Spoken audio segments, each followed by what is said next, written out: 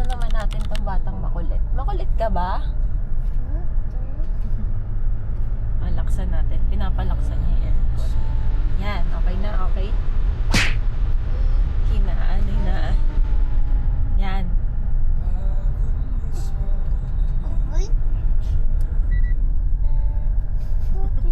Nilalamig pala siya.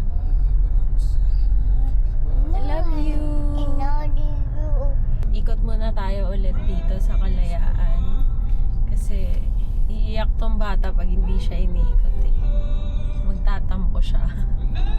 So after namin siyang ikutin dito, diretso na kami magkakape.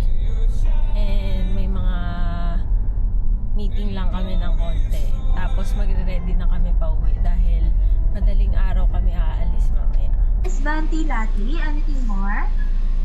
Yun lang po. Sub-out po siya. Out na. Okay. Hindi ko alam kung anong meron sa kape, bakit nawawala yung problema ko. Parang ganun yung feeling pag umiinom na ako ng kape. Kaya araw-araw dapat may ganun ako. Para ko siyang gamot. Ikaw ba, Papa? Parang reward lang siya sa akin. Pinaka-reward talaga namin magkape. Yun. Iba yung feeling pag nagsisip ka na ng coffee. Parang nakaka-relax siya. Ayan guys, so nandito kami ngayon sa Deadstock.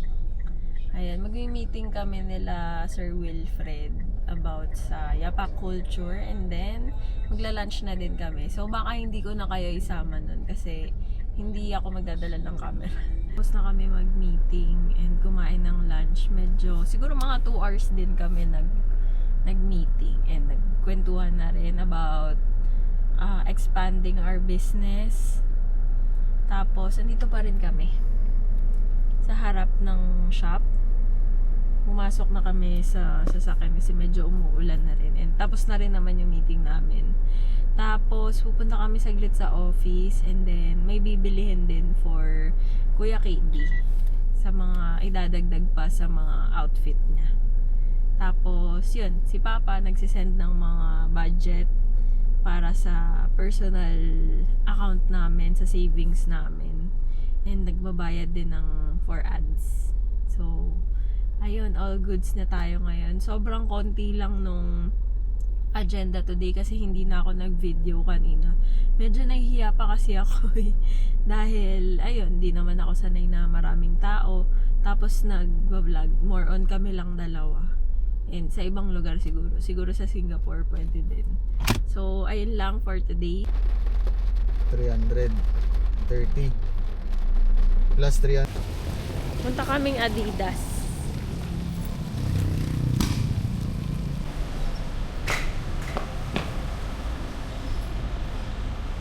Ay, sa kabili na kami. Pwede na kaming umuwi. Then may in-order kang ano no? Dami. Dami. Wait lang kami ng oras para sa in-order niya kami. And then, punta kaming office. Yun lang. So, papunta na kami ngayong office. Kukunin yung parcel and then magsistay muna doon. So, magpa-planning lang kami ng konti.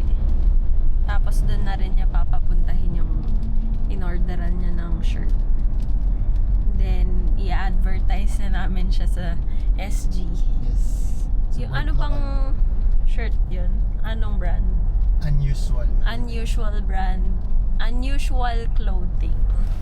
Yung brand niya. So, tingnan natin. Finit na ni Boss Ken yung in-order niya. This is unusual clothing. Ayan. So, regular size lang siya ng mga shirt. Hindi siya oversized tee. Pero ito yata oversized. to. Pero itong white, Regular siya. regular lang. Pero yun, ang ganda ng mga design nila. Basic lang. Minimalist lang. Yan. Patingin nga tayo pa. So, ito yung oversized. Size large. Large. So, ganyan yung itsura. Wala sa likod. Yan. So, ganyan yung itsura niya. Ganda. And then, ito yung white.